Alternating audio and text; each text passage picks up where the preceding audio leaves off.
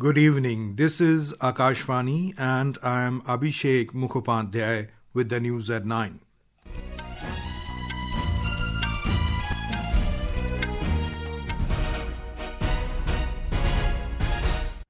The headlines. Prime Minister Narendra Modi speaks to Iranian President Masoud Pezeshkian amid recent escalation of conflict between Iran and Israel, calls for immediate de-escalation through dialogue and diplomacy. 311 more Indians return home from Iran under Operation Sindhu. Iranian Parliament approves closure of Strait of Hormuz, a key oil shipping route, after US strikes on its nuclear facilities. Final decision to be taken by Iran's top Security Council. Home Minister Amit Shah says anti-Naxal operations to continue even during monsoon, reiterates government's resolve to wipe out Maoism by March next. IMD issues red alert for extremely heavy rainfall over Madhya Pradesh and Gujarat till tomorrow.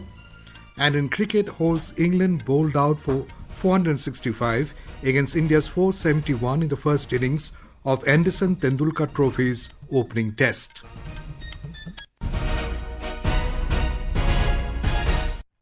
Prime Minister Narendra Modi today spoke with Iranian President Masoud Pezeshkian and expressed deep concern at the recent escalations in the ongoing conflict between Iran and Israel.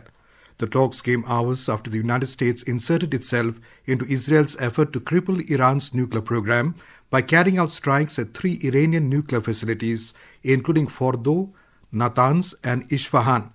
In a social media post, Mr. Modi highlighted that they discussed about the current situation in detail. Prime Minister Modi reiterated call for immediate de-escalation, dialogue and diplomacy as a way forward and for early restoration of regional peace, security and stability. President Pezeshkian briefed Prime Minister Modi in detail and shared his perspective on the current situation in the region. Mr. Modi conveyed that India was on the side of peace and humanity. Prime Minister Modi thanked President Pezeshkian for the continued support being extended for safe return and repatriation of the Indian community. The two leaders reiterated shared commitment to continue to work for strengthening bilateral cooperation in different areas including trade and economic cooperation, science and technology and people-to-people ties. Earlier this morning, in an address to the nation, US President Donald Trump said the objective of the attacks was to stop Iran's nuclear enrichment capacity and put a stop to the nuclear threat posed by the world's number one state sponsor of terror. Late in the day, senior Pentagon officials revealed new details about the US operation against Iran. The chairman of the Joint Chiefs of Staff, General Dan Kane, said the Operation Midnight Hammer was the largest B-2 operational strike in the American history and inflicted extremely severe damage and destruction to its targets. Last night, on the President's orders, U.S. Central Command, under the command of General Eric Kurilla, executed Operation Midnight Hammer, a deliberate and precise strike against 3 Iranian nuclear facilities. This was a complex and high-risk mission carried out with exceptional skill and discipline by our joint force. The main strike package, comprised of 7 B-2 Spirit bombers, each with 2 crew members, proceeded quietly to the east with minimal communications. Throughout the 18-hour flight into the target area, the aircraft completed multiple in-flight refuelings. Israeli Prime Minister Benjamin Netanyahu, in a video message, congratulated US President Trump on his decision to strike Iran's nuclear facilities, stating that it will change history. He further said, under Operation Rising Lion, Israel has done truly amazing things. The Israeli Defense Forces, IDF, said that they are assessing the outcomes of the US strikes on Iran, particularly at the Fordo enrichment facility. Israel's military spokesperson emphasized that Israel maintains a variety of goals in Iran and is preparing for a potentially extended campaign. Israel continues to coordinate closely with the US and is monitoring the situation at all targeted sites. Iran has declared that it reserves all options for retaliation following the United States and Israeli strikes, warning of what officials describe as everlasting consequences that could alter the strategic landscape of West Asia. Iranian Foreign Minister Abbas Araghchi condemned the American actions as a serious breach of international law and the UN Charter, while the country's Atomic Energy Organization asserted that attacks will not deter its nuclear program. Tehran is reportedly evaluating several possible courses of action, ranging from direct military strikes on US and Israeli targets in the region to mobilizing its broad network of proxy groups across Lebanon, Syria, Iraq and Yemen. Iranian officials have also hinted out at the possibility of targeting United States personnel and assets across the region as the situation is developing. Regional and global actors are watching closely, aware that the next move could have far-reaching consequences. This is Vinod Kumar for Akashvani News from Dubai. Meanwhile, the International Atomic Energy Agency IAEA chief Rafael Grossi, in a social media post, said the agency will hold an emergency meeting tomorrow in light of the urgent situation in Iran. In a related development, Iranian Parliament today approved the closure of the key oil shipping route Strait of Hormuz after US strikes on its nuclear facilities. Iranian state media reported that the final decision will be taken by the Supreme National Security Council. The strait connects the Persian Gulf to the Arabian Sea and the Indian Ocean. The narrow channel, approximately 33 kilometers wide at the narrowest point, separates Iran from the Arabian Peninsula. The Strait of Hormuz is one of the world's most critical choke points through which a fifth of global oil and a third of the world's liquefied natural gas supply flows. Meanwhile, talking to media at Istanbul in Turkey, said Iran's Foreign Minister Abbas Araghchi said he will travel to Moscow to meet with Russian President Vladimir Putin tomorrow. The US attack has triggered a wave of international reactions, with the United Nations and several countries, including UK, Ireland, France, Australia, Saudi Arabia and Qatar, calling for restraint and a return to diplomacy amid fears of broader conflict erupting in the West Asia. Amid the ongoing conflict, a total of 311 Indian nationals arrived in New Delhi this afternoon on a special flight from Mashhad in Iran. External Affairs Ministry said that 1,428 Indian nationals have been evacuated from Iran under Operation Sindhu so far. Talking to media, returning Indian nationals thanked the Indian government for the safe evacuation. India government का और यहाँ की पूरी team का बहुत बहुत धन्यवाद शुक्रिया अदा करते हैं कि उन्होंने हमारे साथ बहुत मदद की, कोऑपरेट किया। मोदी जी का बहुत बहुत शुक्रिया कि इतनी फैसिलिटीज दिए कि होटल, खाना पीना, किसी चीज की तकलीफ नहीं हुई हम लोगों को। बहुत ही इज्जत आबरू से अपने वतन आ गए। बहुत सेफली महसूस कर रहे हैं अपने वतन आके, बहुत अच्छा लग रहा है। गवर्नमेंट ने बहुत साथ दिया। हम लोग गवर्नमेंट ऑफ इंडिया का बहुत ज्यादा शुक्रिया अदा करना चाहते हैं कि जितने भी पैसेंजर्स हमारे ईरान में थे वो लोगों को सेफली रिमूव कर रहे हैं वहां से। In view of the increasing hostilities in the region, Indian nationals in Iran have been advised to stay in touch with the Indian Embassy in Tehran through its emergency helpline and with 24/7 control room established by the Minister of External Affairs in New Delhi. The emergency helpline numbers of the Embassy of India in Tehran are +98 912810 9115 and +98 912810 9109. The email is cons.tehran@mea.gov.in. Helpline numbers of 24/7 control rooms set up by the ministry in New Delhi are 8001187997, +911123012113, +911123014104, and +911123017905. The email is situationroom@mea.gov.in.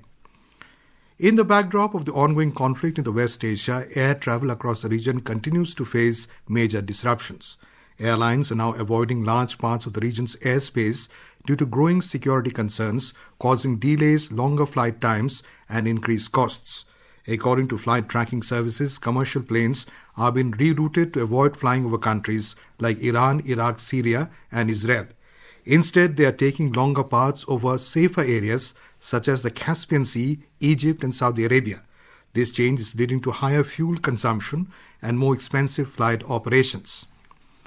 This is Akashvani giving you the news. For quick news updates around the clock, follow us on X handle @AIR News Alerts, and for details of stories and more, log on to our website www.newsonair.gov.in and download news on AIR app. Home Minister Amit Shah laid the foundation stone of the campus of the National Forensic Sciences University and a Central Forensic Science Laboratory in Chhattisgarh's Nava Raipur Atal Nagar this afternoon, marking a significant step in strengthening the criminal justice infrastructure in the state. Speaking on the occasion, Mr. Shah said anti-Naxal operations will continue even during monsoon. He reiterates government's resolve to wipe out Maoism from the country by the 31st of March next year. He appealed to the Maoists to surrender and join the mainstream by availing the state government's rehabilitation package. मैंने छत्तीसगढ़ में ही कहा था कि 31/3/2026 ये देश नक्सलवाद से मुक्त हो जाए। और मित्रों, मैं फिर से बात विश्वास के साथ दोहराना चाहता हूं, जिस तरह से सुरक्षा बलों ने पराक्रम किया है, हमारी सूचना एजेंसियों ने सटीक रणनीति बनाई है, हमें लक्ष्य को सिद्ध कर कर रहेंगे। मैं छत्तीसगढ़ वासियों को कहकर जाता हूं कि हर बार बारिश में नक्सली थोड़ा आराम कर लेते थे, इस बार बारिश में भी हम उनको सोने नहीं देंगे। Late in the day, the Home Minister chaired a high-level meeting at Raipur with senior officials of left-wing extremism affected states to review ongoing anti-Naxal operations. Minister Shah reached Raipur this afternoon on a two-day visit to Chhattisgarh. National Investigation Agency NIA has arrested another key accused in the CPI Maoist Northern Region Bureau terror revival conspiracy case from Delhi. Investigations have revealed that the accused, who originally hails from Mathura in Uttar Pradesh, had delivered a drone to leaders of the banned terror outfit in Chakkarbandha and Panch Rukhia forest area of Bihar to further its anti-national activities. India has undergone a decade of remarkable transformation driven by the principles of Seva, Susashan and Garib Kalyan. Akashvani News brings you a special feature on the government's efforts of the last 11 years across key sectors.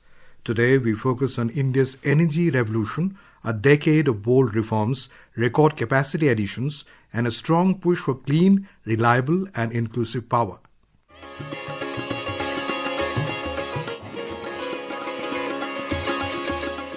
Over the past decade, India's power sector has witnessed robust growth driven by rising demand, major infrastructure development and strong policy support for both conventional and renewable energy sources. As of June 2025, the nation's total installed power capacity has reached 476 gigawatts, with nearly half of it from non-fossil fuel sources. With renewable energy alone contributing 226 gigawatts, India now ranks third globally in solar power and fourth in wind energy capacity. The country achieved 100% village electrification by April 2018 and has since connected more than 2.8 crore households to the grid. Power shortages have fallen from over 4% in 2014 to just 0.1% today, while per capita electricity consumption has surged by 45%. The PM Surya Ghar Yojana is lighting up homes across the country, while the PM Kusum scheme is empowering farmers with solar-powered irrigation. India is not just meeting its energy needs, it is leading the way toward a cleaner, greener future. With Vishnu's report, Akshit Vaidyana, Akashvani News, Delhi. विकसित भारत का अमृत काल, सेवा, सुशासन, गरीब कल्याण के 11 साल. The India Meteorological Department IMD has issued a red alert for extremely heavy rainfall over Madhya Pradesh and Gujarat till tomorrow. Heavy rainfall is also likely over northwest and northeast India for the next 3 to 4 days. The IMD said that the southwest monsoon has further advanced over parts of Himachal Pradesh, Ladakh, Jammu and Kashmir and some parts of Punjab. In cricket, India were 22 for the loss of 1 wicket against host England in the second innings on the third day of the opening test match of the Anderson-Tendulkar Trophy at Headingley in Leeds a short while ago. Earlier in the day, India managed a slender first innings lead of 6 runs by dismissing England for 465 with help of Jasprit Bumrah's sensational 5-wicket haul in response to their own first innings score of 471. Brilliant centuries from opener Yashasvi Jaiswal, skipper Shubman Gill and his deputy Rishabh Pant powered India to a commanding position of 471 runs. And now, before we end the bulletin, the headlines once again. Prime Minister Narendra Modi speaks to Iranian President Masoud Pezeshkian amid recent escalation of conflict between Iran and Israel, calls for immediate de-escalation through dialogue and diplomacy. 311 more Indians return home from Iran under Operation Sindhu. Iranian Parliament approves closure of Strait of Hormuz, a key oil shipping route after US strikes on its nuclear facilities. Final decision to be taken by Iran's top Security Council. Home Minister Amit Shah says anti-Naxal operations to continue even during monsoon, reiterates government's resolve to wipe out Maoism by March next. And in cricket, hosts England bowled out for 465 against India's 471 in the first innings. And that is all in the news at 9. Good night.